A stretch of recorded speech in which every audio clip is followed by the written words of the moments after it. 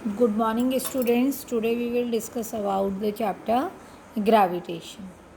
So here we are going to start our chapter. We are taking with the help of extra mark. I am taking this chapter today. So here I am going to begin this chapter. So first of all, we will The discuss concepts to be studied in this module are gravitation. So what do you mean by gravitation? We know that we are walking and we are walking in on the earth, but if we will go to the space, we are not able to walk there properly because there is not any type of gravitational pull of that particular is space or that particular place. There is not any type of gravitation. Here we have gravitational pull of the earth. Because of it, whenever we are throwing any ball in upward direction, after some time, because of the gravitational pull of earth, it comes back to the earth. Fruits, apple fruits and all, whatever fruits we have, all fall towards the downward direction because of the gravitation force of the earth. Nothing goes in upward direction automatically or whatever. If we are releasing anything, it always goes into the downward direction because of the gravitational pull of earth. So for detailed learning, I am going to start this chapter. Look at here. in this universe, every mass attracts every other mass. A force of attraction between any two bodies is known as gravitation. So throughout the universe, every body attracts every other body. So the force of attraction between two objects is always known as gravitational force. This phenomena is given by the Newton, which we will discuss later. So here you can study it only. Gravitation is a type of force between of attraction between two bodies.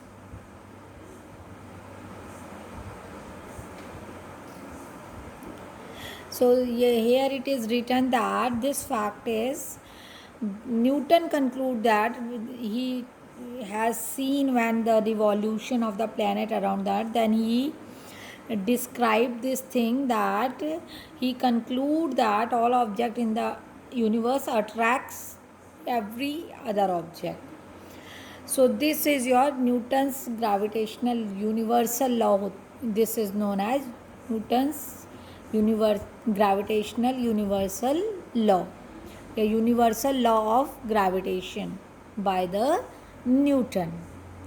So every body attracts every other body. The force of attraction between these two, among these two, if are equal to each other, then we are not able to see any type of motion.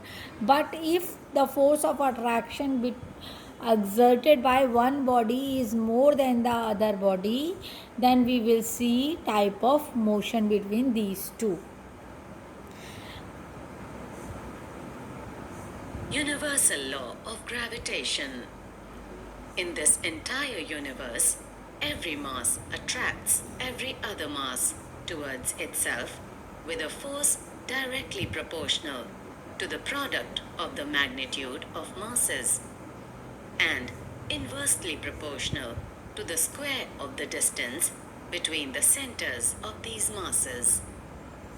So in this throughout the universe, it is given to us that every object attracts every other object.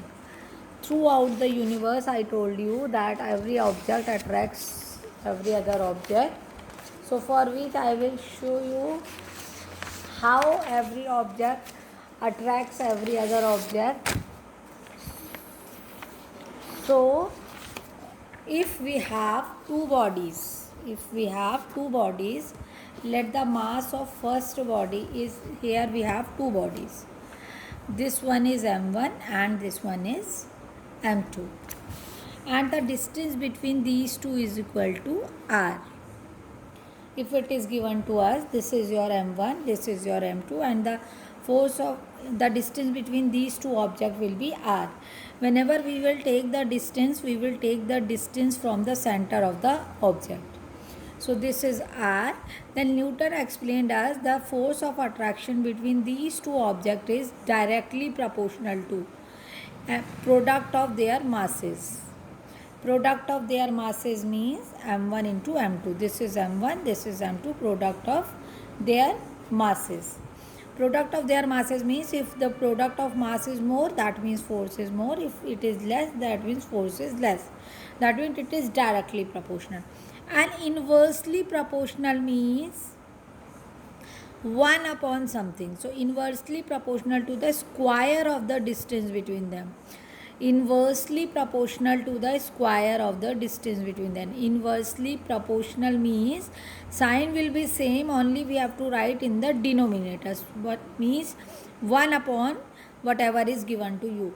This means inversely proportional means if we increase the distance, the force of attraction will be decreased, and if we decrease the distances, then force of attraction will be increased. Therefore it is inversely proportional.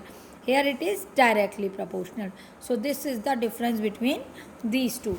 If we combine these two, what will happen? We will write both the equation together. By combining equation 1 and 2, we will get f is directly proportional to m1 m2 upon r square. Whenever we will remove any type of proportionality sign, generally we are writing a constant. This constant here we will write capital G. m1 m2 upon r square.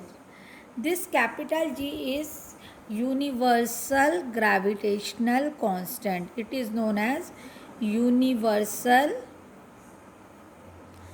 gravitational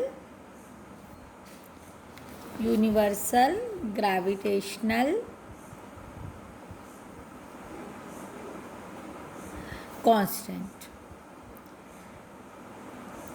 and its value is 6.67 into 10 raised to the power minus 11 Newton meter square per kilogram square.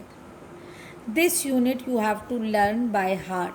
You have to learn this value of capital G. This is the value of capital G. It is known as universal gravitational constant. Okay. So now moving ahead again, look at this.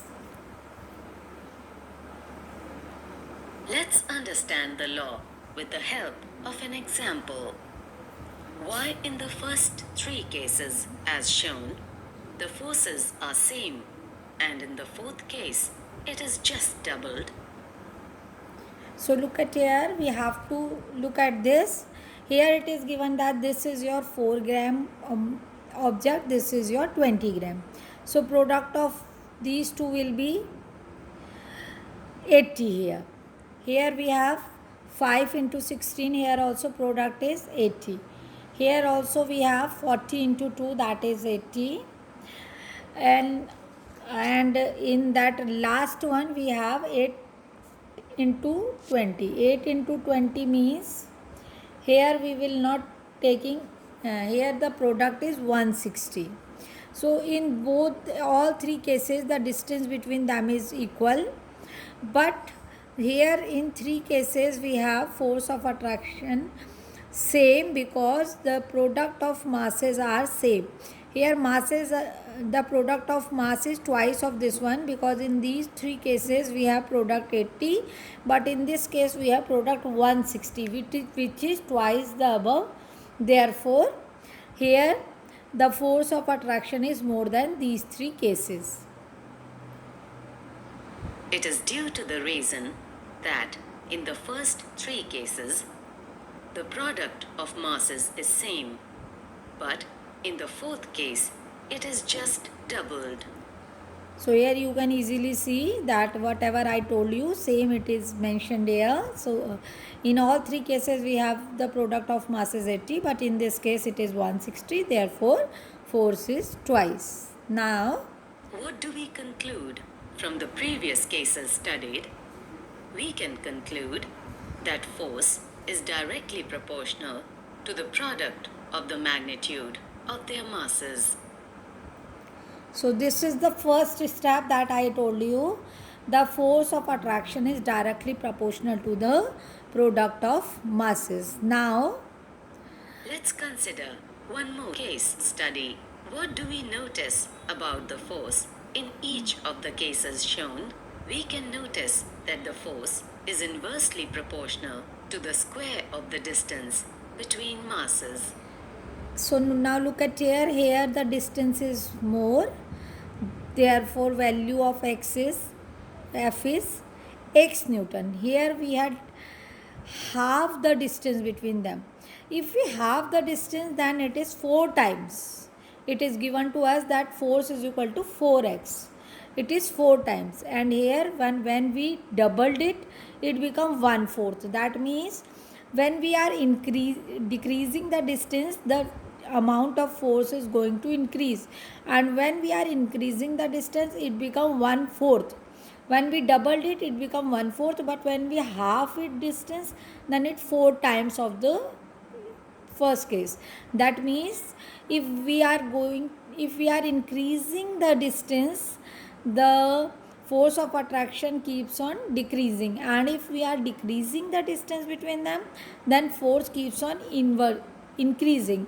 That means the amount of force is inversely proportional to the masses. So from these two, first we had concluded that it is directly proportional to the product of masses. Now we had conclude that it is inversely proportional to the square of the distance between them.